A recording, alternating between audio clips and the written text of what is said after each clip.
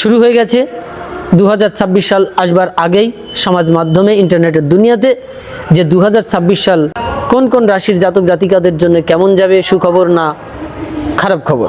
যাই হোক, এখন তো অলরেডি পিকনিক ইত্যাদি আড়ম্বরতা শুরু হয়ে গেছে, খেলাধুলা ইত্যাদি শুনতেই পাচ্ছেন, ভীষণ একটি ক্যাচকাওয়াজ চলছে মন্দির পরিবেশে, আশ্রম পরিবেশের চারপাশে। তো যাই হোক, আজকের আলোচ্য বিষয় হচ্ছে 2026 সালের প্রথম দিন বা 2026 সালের প্রথমেই কেমন যাবে। জ্যোতিষীরা সম্প্রচার শুরু করে দিয়েছেন বা জ্যোতিষশাস্ত্রীয় সিদ্ধান্ত অনুসারে 2026 সালের প্রথম দিনেই ঘটছে শুভযোগ। বিশেষভাবে 3-4 রাশির জন্য সুখবর বয়ে নিয়ে আসবে। এই কথা বলার সঙ্গে সঙ্গে অনেকেই উৎসুক হয়ে বসে রয়েছেন, সাধারণ ফলোয়ার, সাধারণ জনগণ, সাধারণ ভক্ত যারা জ্যোতিষশাস্ত্র বিশ্বাস করেন বা এই সমস্ত বিষয় ভাগ্য ঠাকুর বিশ্বাস করেন, তাদের জন্য অত্যন্ত ব্যাকুলতা থাকেই, এটা স্বাভাবিক। তো যাই হোক, সম্প্রচারিত সিদ্ধান্ত অনুসারে জানা যায়, জ্যোতিষীরা বলছেন আর কি, যে মেষ রাশি, মকর রাশি আর কন্যা রাশির জন্য অত্যন্ত সুখবর, আর বৃষ রাশিও সঙ্গে পড়ছে। যাই হোক, এরকম 4-5 রাশি পেয়ে যাবেন। আবার অন্য অন্য জায়গায় দেখবেন আরও 5টা, আরও 2টো, আরও 4টে রাশি পেয়ে যাচ্ছেন, সব মিলিয়ে 12টা রাশি কিন্তু পড়ে যাচ্ছে প্রথম দিনেই কিন্তু সুখবর।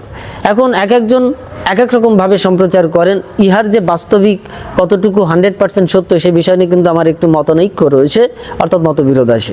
সঠিক কিন্তু গণনা এইভাবে হয় না, আমি প্রথম থেকে বলে রাখছি। কিন্তু আমি জ্যোতিষশাস্ত্রকে অস্বীকার করতে পারি না, কারণ তা কিন্তু একটি বেদাঙ্গের অঙ্গ। তো যাই হোক, প্রকৃত জ্যোতিষ যিনি ব্রহ্মজ্যোতি দর্শন করেছেন, ব্রহ্মজ্ঞান লাভ করেছেন, তাকেই প্রকৃতপক্ষে জ্যোতিষী বলা যাবে। আদারওয়াইজ এই সাধারণ এই সমস্ত সার্টিফিকেটধারী, গোল্ড মেডেল, এই সমস্ত যারা জ্যোতিষী হন তাদের গণনা কতটুকু কি হয় সমাজ মাধ্যমে তার বিচার বিশ্লেষণ করলে আমরা পেয়ে যাই, কারণ পুরো ব্যবসা চলছে। যাই হোক, সেটা আলাদা ব্যাপার। তবে এখানে কিছু আমাদের নিউমেরোলজি সিদ্ধান্ত অনুসারে এবং যে অ্যাস্ট্রোলজি, সুপারন্যাচারাল অ্যাস্ট্রোলজি যদি সিদ্ধান্ত আমরা লক্ষ্য করি, তাহলে অবশ্যই সত্যতা আছে। কিন্তু সেই সত্যতা আজকের জ্যোতিষীদের গণনার প্রেক্ষাপট থেকে সেটা কতটুকু হবে সেই বিষয় নিয়ে আমার একটু সন্দেহ থাকে। তবে সব জ্যোতিষী যে একই রকম এরকম বলা যায় না, অনেক বিদ্বান ব্যক্তি আছেন একেবারে নেই সেটা বলা যায় না।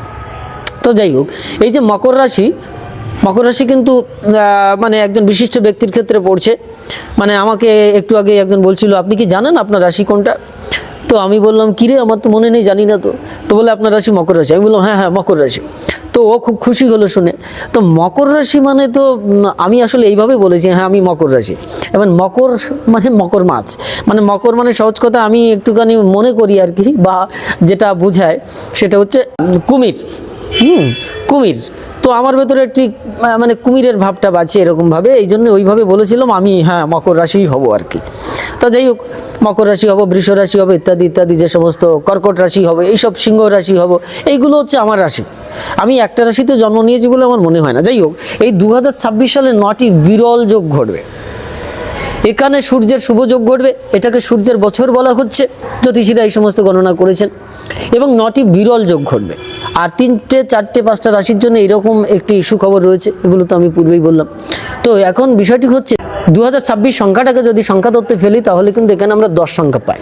6 + 2 + 0 + 2 কত হলো? 6 আর 2 8, আর 2 10, আর 0-এর সাথে যোগ করলে 0, অর্থাৎ 10 হলো। নিউমেরোলজিতে 10 সংখ্যাকে কিন্তু একটি পূর্ণতম সংখ্যা, সম্ভাবনার সংখ্যা বা শেষ পরিণতির সংখ্যার কথা বলা হয়েছে, পূর্ণ চক্রের কথা বলা হয়েছে। যেমন ধরুন, নিউমেরোলজিতে 1 কিন্তু সম্ভাবনার সংখ্যা, অর্থাৎ শুরুর সংখ্যা। এই জন্য 2026 সালের প্রথম দিন, অর্থাৎ 1 জানুয়ারি, মাঝখানে একটু বলেই রাখি, সেটা হচ্ছে বাংলা মাসের পৌষ মাসের শুক্লপক্ষের ত্রয়োদশী তিথি পড়ছে। এই শুক্লপক্ষের ত্রয়োদশী তিথিতে কিন্তু কেউ কেউ বলছেন যে এটা শিবের দিন আর কি, বিশেষ শিবের জন্য উৎসর্গীকৃত। আর বৃহস্পতিবার, গুরুবার, তো এই দিনে দেবী লক্ষ্মী ইত্যাদি ভগবান শিবকে পুজো করলে, আপনি যদি ধ্যান করেন, পুজো করেন, যাই করুন না কেন, তাহলে তার জীবনে একটা শুভসূচক ব্যাপার ঘটবে। এটা কিন্তু একটু সাইকোলজিক্যাল ব্যাপার এবং স্পিরিচুয়াল ব্যাপার, এটা একেবারে অস্বীকার করা যায় না। এখন শিবের জন্য উৎসর্গীকৃত মাস শুধু ত্রয়োদশী, এবার চতুর্দশী যখন আসবে বলে ওটা শিবের জন্য উৎসর্গীকৃত, ঠিক আছে। দেখবেন লক্ষ্মী দেবীকে ইত্যাদিকে টানাটানি হচ্ছে, কারণ এখানে ধন সম্পত্তির সাথে একটা সম্পর্ক রয়েছে, এই সমস্ত টানাটানি হবেই, এগুলো সাধারণ মানুষ বলেন। কিন্তু বাস্তবিক সত্য কথা কিন্তু এরকম নয়, বাস্তবিক সত্য অন্য জিনিস। তা যাই হোক, এই তিথিতে আসলে ভগবান শিবের জন্য বিশেষ একটি গুরুত্ব রয়েছে, এটা বোঝা যাচ্ছে সিদ্ধান্ত অনুসারে। তো যাই হোক, এখন সূর্যের সংযোগ ঘটছে, 9টি বিরল যোগ ঘটছে ইত্যাদি ইত্যাদি, এর সূর্যের একটি প্রভাব থাকছে, সুতরাং শুভসূচক তো কিছুই ঘটবে। কিন্তু এই 2026 সাল আসার আগেই একটি এমন একটি দুর্ঘটনা ঘটেছে, ভাষা ব্যক্ত করা সম্ভব না, একটু মাঝখানে বলেই রাখি।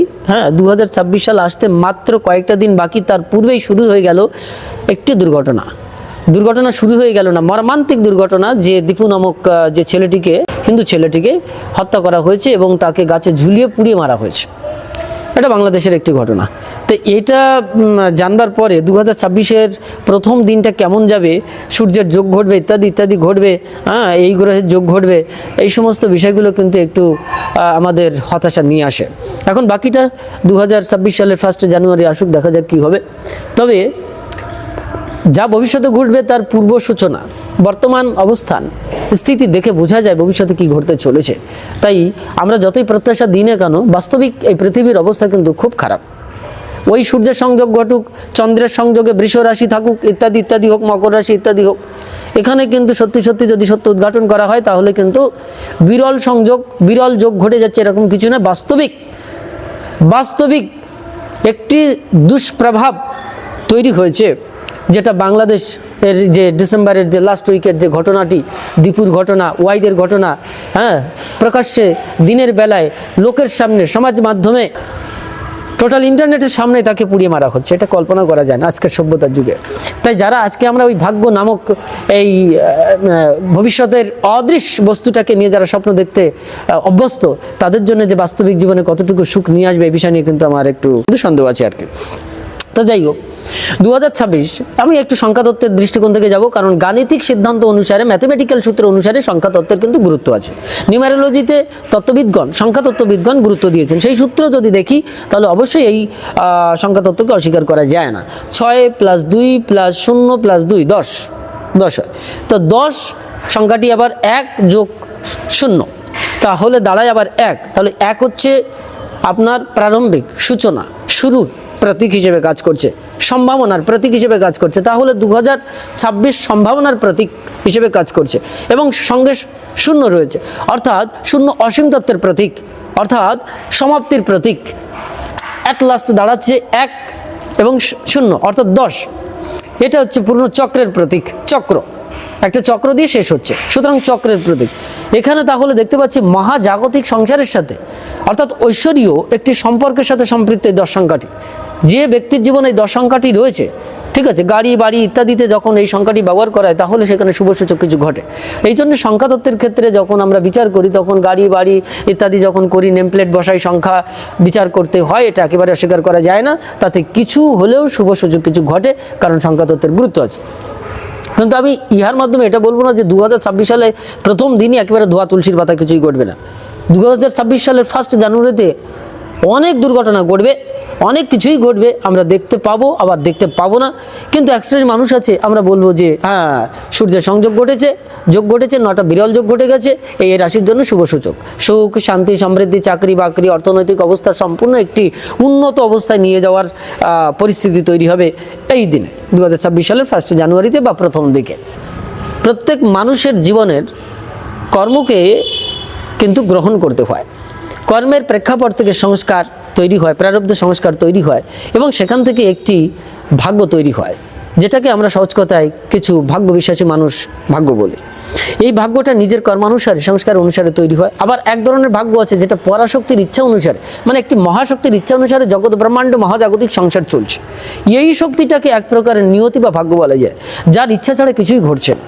আমি চলছি, আমি বলছি, আমি খাচ্ছি, আমি যাচ্ছি, সব কিছু একটি মহাশক্তির ইচ্ছা অনুসারে। কিন্তু সেই শক্তিটা আমার ব্যষ্টি শরীরে একটি ছোট্ট ইচ্ছা অনুসারে ক্রিয়া করছে, যেটা ক্রিয়াত্মক শক্তি। ওই ক্রিয়াত্মক শক্তিকে আমার রক্তের ভেতরে ইচ্ছা শক্তি থাকুক, মনের ভেতরে ওই ইচ্ছা শক্তিকে প্রয়োগ করে তা কর্মে পরিণত করতে হয় এবং সেখান থেকে একটি কর্মে অনুসারে একটি ফল তৈরি হয়। শ্রীমদ্ ভগবদ্ গীতার সিদ্ধান্ত অনুসারে কর্ম অকর্ম বিকর্ম, অবশ্যম এব ভক্তব্যম কৃতম কর্ম শুভাশুভম। তুমি যেই কর্ম করো না কেন, শুভ অশুভ তোমার ফল ভোগ করতে হবে। অর্থাৎ এখানে কর্মবৎ সিদ্ধান্ত স্বীকৃত হয়। সেই সূত্র অনুসারে যারা একান্তই শুধু ভাগ্যে বিশ্বাসী, শুধু রাশিতে বিশ্বাসী, জাতক জাতিকারা শুধু কিছু সংখ্যায় বিশ্বাসী, তাদের ক্ষেত্রে আমি বলবো কর্মের উপরে প্রায়োরিটি দিতে। কর্মযোগটা একটি বিশেষ যোগ। যত গ্রহ নক্ষত্র আসুক না কেন, যদি আপনার কর্মযোগ অর্থাৎ আপনার ভেতরের ইচ্ছাশক্তি প্রাবল্যতা না পায় তাহলে হবে না। এবার অনেকে বলবেন গ্রহযোগের কারণে আপনার মনের ভেতরে ইচ্ছাশক্তির পরিবর্তন ঘটতে পারে। হ্যাঁ, কোনো বস্তুর ধর্মের পরিবর্তনের সঙ্গে সঙ্গে আপনার পরিবর্তন স্বাভাবিক হতেই পারে, এটা অস্বীকৃত নয়। কিন্তু মন তো চন্দ্রের প্রতীক, তো চন্দ্র বাইরের একটি চন্দ্র, ভেতরের চন্দ্র, এবার তার সাথে সংকর্ষণ করছে, কিন্তু আপনার মনের চন্দ্রটাকে, মন নামক প্রতীক চন্দ্রকে আপনি নিয়ন্ত্রণ করতে পারছেন না। একাদশ ইন্দ্রিয়ের প্রধান এবং মুখ্য ইন্দ্রিয় হচ্ছে মন। তো মনকে নিয়ন্ত্রণ করতে পারলেই সমগ্র ইন্দ্রিয় নিয়ন্ত্রিত হয়, অর্থাৎ গ্রহ নিয়ন্ত্রিত হতে পারে, শরীর নিয়ন্ত্রিত হতে পারে, বিশ্ব সংসার নিয়ন্ত্রিত হতে পারে।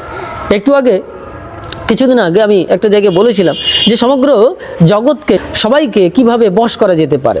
আচার্য চাণক্যের সিদ্ধান্ত অনুসারে ওখানে উঠে এসেছে, শাস্ত্রীয় সিদ্ধান্ত অনুসারে, যে প্রেম থাকতে হবে, ভক্তি থাকতে হবে, বিনয় থাকতে হবে, শ্রদ্ধা থাকতে হবে এবং সুনৃত বচন থাকতে হবে, অর্থাৎ সুমিষ্ট বচন। আমার বচন যেমন মিষ্ট নয় আর কি, ঠিক আছে, তো অমৃত বচন থাকতে হবে। এই সমস্ত গুণ যদি থাকে তাহলে, দয়া মায়া ইত্যাদি যদি থাকে তাহলে আপনি সংসারকে বশ করতে পারবেন।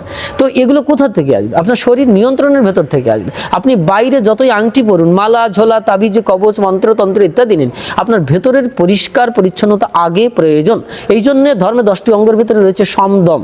সমদম ইয়ার অর্থ হচ্ছে অন্তর ইন্দ্রিয় নিগ্রহ, বাইরের ইন্দ্রিয় নিগ্রহ, নিয়ন্ত্রণ। সুতরাং এই দুটো জায়গা, এক্সটার্নাল এবং ইন্টারনাল, এই দুই জায়গাকে গুরুত্ব দিতে হবে। শুধু আপনি বাহ্যিক গ্রহের উপরে গুরুত্ব দিলেন কিন্তু ভেতরের গ্রহের উপরে গুরুত্ব দিলেন না, তাহলে কিন্তু মুশকিল আছে। অর্থাৎ 1 + 0 এই জায়গাটায় আসতে হবে, 1-এ আসতে হবে, আবার 1 এবং সঙ্গে 0 10-এ আসতে হবে। আবার যখন 2026 সংখ্যাটি আমরা ধরছি, 2026 সালটাকে, তাহলে সেখানে এই 10 সংখ্যাটি আমরা পাই। আবার 10 সংখ্যার ভেতরে কিন্তু পবিত্র কিছু সংখ্যা পাওয়া যায়, যেমন ধরুন 1 2 3 4, 1 আর 2 মিলে 3 হয়, আর ওদিকে 3 মিলে 6 হয়, আর 4 মিলে 10 হয়। এই 1 2 3 4 এই সংখ্যাগুলো কিন্তু অত্যন্ত পবিত্র গুরুত্বপূর্ণ সংখ্যা। যে জাতক জাতিকার জীবনে এই সংখ্যাগুলো রয়েছে তাদের জীবনে কিন্তু শুভ সূচক ঘটবে। এবার সবসময় ঘটবে এরকম কিছু না, আমি কর্মবাদকে বলেছি। আর পরিবেশ পরিস্থিতি, একটা বিষয় কখনো একটি বিষয়ের উপরে ডিপেন্ড করে না, অনেকগুলো কারণ লুক্কায়িত থাকে সৃষ্টিতে। এগুলো বলা বিরাট বড় কঠিন ব্যাপার এবং সেগুলোকে লক্ষ্য করতে গেলে অনেক সময় চলে যাবে। ঠিক আছে, কোনো একটি ঘটনা ঘটছে, আমরা আপাত দৃষ্টিতে দেখি অ্যাপারেন্টলি যে একটি কারণে এই ঘটনা ঘটেছে, কিন্তু ইহার পেছনে অনেকগুলো কারণ থাকে, এগুলো পরাশক্তি জান। ঠিক আছে, যাই হোক, এখন দাঁড়াচ্ছে 2026 সালের 1 জানুয়ারি বা প্রথমের দিকে শুভ সূচক কিছু ঘটবে, এটা আমরা আশা করছি, প্রত্যাশা করছি। এবং সত্যি কথা, আমরা ঋণাত্মক যে চেতনা শক্তি, অর্থাৎ সহজ কথা হচ্ছে নেগেটিভ চিন্তা ভাবনাগুলোকে আমাদের পরিত্যাগ করে সবসময় শুভ সূচক ভবিষ্যতের দিকে তাকিয়ে থাকতে হবে, প্রত্যাশায় থাকতে হবে, স্বপ্ন দেখতে হবে, দুঃস্বপ্ন দেখলে চলবে না। তবে প্রথম কথা হচ্ছে বর্তমানে সুস্থিত হতে হবে। আপনি বর্তমানে যদি স্থির না হতে পারে, ভবিষ্যৎ আপনার জন্য সুমঙ্গলদায়ক হতে পারে না। শিব কথাটির অর্থ হচ্ছে মঙ্গল, শিব কথাটির অর্থ হচ্ছে নিত্য সুখ অমৃত, শিবপুরাণ সিদ্ধান্ত অনুসারে। তাই যদি হয় তাহলে শিবের জন্য উৎসর্গীকৃত দিন, তার মানে নিত্য সুখ সমৃদ্ধ অমৃত, এই যে বিষয়টি, অর্থাৎ আপনার জীবনকে সুখময় করে তুলতে হবে, অমৃতময় করে তুলতে হবে। তার মানে অমৃত পেতে গেলে কি করতে হবে? অমৃত শব্দটির অর্থ হচ্ছে অমযুক্ত ঋত, একটি জাগতিক বোধ আর একটি হচ্ছে আধ্যাত্মিক। জাগতিক বোধের ভেতরে আধ্যাত্মিক সত্তার স্ফুরণ ঘটাতে হবে, জাগাতে হবে, অর্থাৎ আপনার নিজেকে জাগাতে হবে। সহজ কথা হলো আপনার এই দেহ, এই যে মহাজাগতিক সংসারের একটি শরীর আপনার, এটা দেহ, দেহের ভেতরে জাগ্রত করতে হবে চেতনাবোধ, সত্যগুণের প্রকাশ ঘটাতে হবে। তাহলে সেখানে আসবে একটি অদ্ভুত সুখ সমৃদ্ধি অমৃত তত্ত্ব, অর্থাৎ শিবত্ব আসবে। এই দৃষ্টিকোণ থেকে যদি দেখা যায় তাহলে 2026 আপনার জন্য মঙ্গলদায়ক হতে পারে। শুধু 1 জানুয়ারি না, আপনার সারা জীবনটাই মঙ্গলদায়ক হতে পারে। কিন্তু যদি এগুলো না হয় তাহলে 1 জানুয়ারি আপনি একদিন সুখে থাকলেন আর বাকি 364 দিন গেল, হ্যাঁ, হলাহলের ভেতরে চলে গেল, তাহলে কি হবে? এই যে সংবাদ মাধ্যমে প্রচার, আমরা বলছি 2026 সালের এই দিনে আকর্ষণ করে তুলছি, 2026 সাল শুরুর আগেই ভিডিও লেকচার দিয়ে রিলিজ করে দিচ্ছি, পাবলিকের মনে একটি প্রভাব তৈরি করবার চেষ্টা করছি। আসলে এক শ্রেণীর মানুষ আমরা ভাবছি, সত্যি কথা বলতে আমি নিজে দিয়েই বলি, আমরা ভাবছি যে অ্যাডভান্স এই শব্দগুলো, এই বাক্যগুলো, এই লেকচারগুলো আমরা রিলিজ করি, সাধারণ মানুষের কাছে চলে যাবে, অ্যালগরিদমে এটা চলে আসবে, আমার কিছু ভিউয়ার্স হবে, আমার কিছু পয়সা করিয়ে আসবে। প্রকৃতপক্ষে আমরা কতটা মানুষ, সত্যিকার মানুষের জন্য আধ্যাত্মিক চিন্তাটা করছি এবং আধ্যাত্মিক সুপ্রভাব পড়তে পারে সেই ধরনের চিন্তাটা করছি। আমরা কোথাও না কোথাও ভাবে সংকীর্ণতার ভেতরে প্রবেশ করে আমরা ব্যক্তি স্বার্থ কেন্দ্রিক হয়ে উঠছি, যেটাকে সহজ কথা ইংরেজি পরিভাষায় বলা হয় সেলফ সেন্টার্ড, আত্মকেন্দ্রিক। আসলে পরমাত্মিক সত্তার ভেতরে যে সম্প্রসারণ আছে, সেই সম্প্রসারণটা সম্প্রচার করছি কজন, এই বিষয় নিয়ে কিন্তু অনেক সন্দেহ থেকে যাচ্ছে। যাই হোক, যার যেটা বিশ্বাস, ওই বিশ্বাসে মিলাই বস্তু তর্কে বহুদূর, এই কথাটির তাৎপর্য অনেক গভীর, সেখানে আর ব্যাখ্যায় যাব না। যাই হোক, যার যেটা বিশ্বাস, যার যেটা ভাব, তার তেমনি লাভ হবে। হ্যাঁ, আমি এখানে বিতর্কের ভেতরে যাব না। তো যাই হোক, যারা এই সমস্ত রাশির ভেতরে পড়বেন তাদের জন্য সুখবর।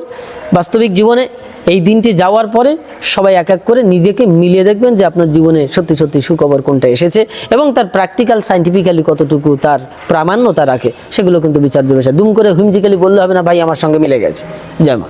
তো যাই হোক, আমরা অবশ্যই প্রত্যাশা নিয়ে থাকবো, কিন্তু বর্তমানে যে স্থিতি আমরা দেখছি, যেটা অস্থিতিশীল পরিস্থিতিতে তৈরি হয়েছে, সেটা হচ্ছে এই যে দীপু ইত্যাদি ইত্যাদি সমাজ জীবনে। সত্যি কথা, এরপরে আর আমরা কিছু ভালো কিছু মানে কি করে আর স্বপ্ন দেখতে পারি? তবু আমাদের স্বপ্ন দেখতে হবে দীপু নামক এই ব্যক্তিটি যেন আর চলে না যায়। 2026-এর 1 জানুয়ারি থেকে পৃথিবী যেন সুন্দর হয়, এই মঙ্গল কামনা আমরা ঈশ্বরের কাছে প্রার্থনা করি। এবং আমাদের প্রত্যেককেই সুন্দর হয়ে উঠতে হবে। সত্যি কথা বলতে, মানবিক দৃষ্টিকোণ থেকে, মানসিক দৃষ্টিকোণ থেকে, ফিজিক্যালি দৈহিকভাবে এবং পারিপার্শ্বিক, পারিবারিক এবং আন্তঃরাষ্ট্রীয় থেকে আন্তর্জাতিক পর্যায়ে আমাদেরকে সুন্দর পরিবেশ সৃষ্টি করবার চেষ্টা করতে হবে।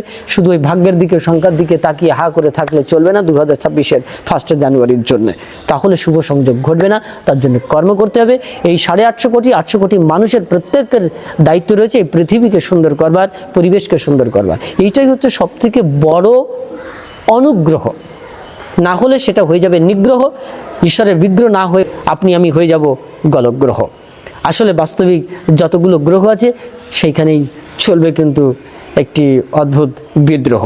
আপনার আমার সঙ্গে বাস্তবিক সংযোগ, সুন্দর সুযোগ ঘটবে কিনা না দুর্যোগ ঘটবে, সেটা সাক্ষ্য দেবে আমাদের বর্তমান কর্ম, আমাদের মানসিকতা, আমাদের যা কিছু কর্মক্রিয়া ইয়ার সাপেক্ষে। ঠিক আছে, এই দিকে আমি বলবো সব থেকে দৃষ্টিপাত করতে। জয় মা।